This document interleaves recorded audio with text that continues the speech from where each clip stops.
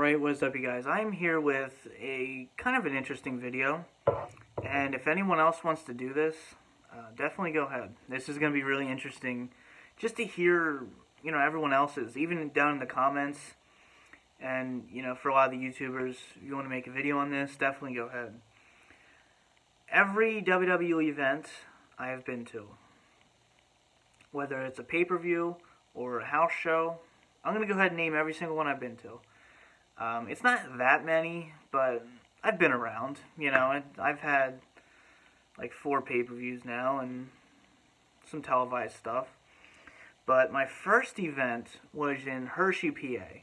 My first few were in Hershey, the Giant Center, which is where Unforgiven 2003 was held. In 2007, I went to the SummerSlam tour. I don't know if it was like the Heat Wave tour or something like that, but it was just the SummerSlam tour house show. John Cena and Randy Orton were the main event. And that was August of 2007. And then in December of 2007, I went to a SmackDown house show, which had Edge and Batista for the world title. It also had the Brothers of Destruction versus Big Daddy V and Great Khali. And Great Khali hit his head and broke the stage entrance. So that was pretty interesting.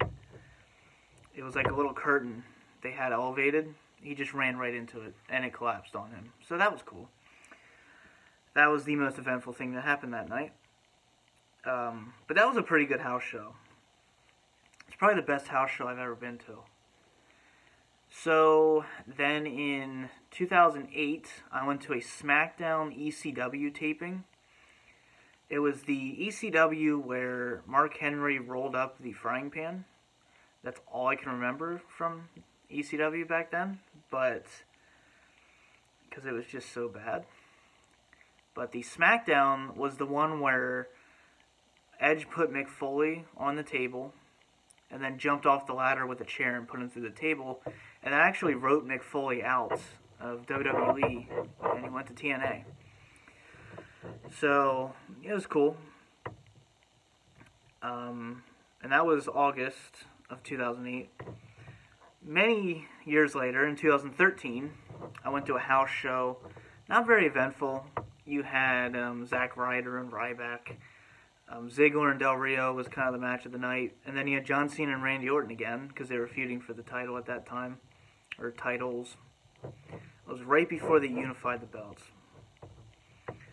So, it was actually, no, it was that right after. Yeah, it was right after they unified them. It was late December. Part of the holiday tour, I think.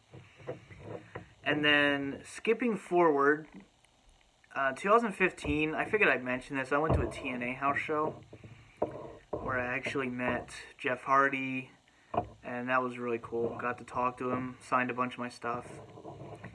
So, that main event, we had EC3 versus Matt Hardy, I believe. And I actually met EC3 the day before that, which is how I then met Jeff Hardy. So, yeah, TNA show. I've only ever been to one. And I think we had a really good match with Tommy Dreamer and Abyss. It was a Monsters Ball match. It was really cool. And it was an outdoor venue, so it was just a cool experience overall. So then and that was 2015, September. 2016, in May, I went to in Baltimore, the 1200th episode of Raw, which was the day after Extreme Rules 2016. And it was the episode where Charlotte dumped Ric Flair as her manager. So that was pretty significant. It was cool. You gotta go to a Raw at some point in your life. And then after that, in 2017, I went to Extreme Rules 2017. And that was in June, obviously. And that was in Baltimore, again. So that was my first pay-per-view. And, it was a cool experience. Not the best card in the world, obviously, but still really cool. And next was the big one for me, WrestleMania 34 in New Orleans. Stayed there for 2 days, 2 days, Saturday and Sunday. into Monday. And, you know, that was my first WrestleMania. I'm going to be going back for 35 in New York. So, yeah, it's not the best WrestleMania of all time. I know that.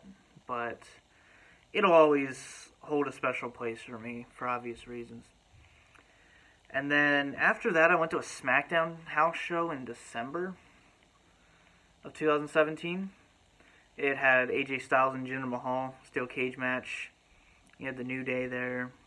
Really not an eventful house show at all. And then after that, I went to NXT TakeOver Brooklyn 4, which I still have the pay-per-view chair for. So, and I sat ringside. Shout out to WWE Rocker MCK for that one. Wouldn't have been able to go without her. And then the night after, I did SummerSlam. SummerSlam 2018. So, that's the first SummerSlam I was at. So I did WrestleMania and SummerSlam the same year. I almost went to the Rumble. I really wish I would have. That would have been cool. And then finally, SmackDown 1000 in Washington, D.C. was the last one I was at. And that was... I enjoyed the show. You know, obviously it could have been 10 times better. But it was still worth going. It was enjoyable. So, I think that's about it that I can remember. So, let me know down below what your wrestling events are. Even if it's TNA, you know, ECW, WCW, Ring of Honor. You know, go ahead. Let me know down below what your events are. And if you want to make a video on it, you know, please. So, for now, this has been the DVD Freak. Peace out.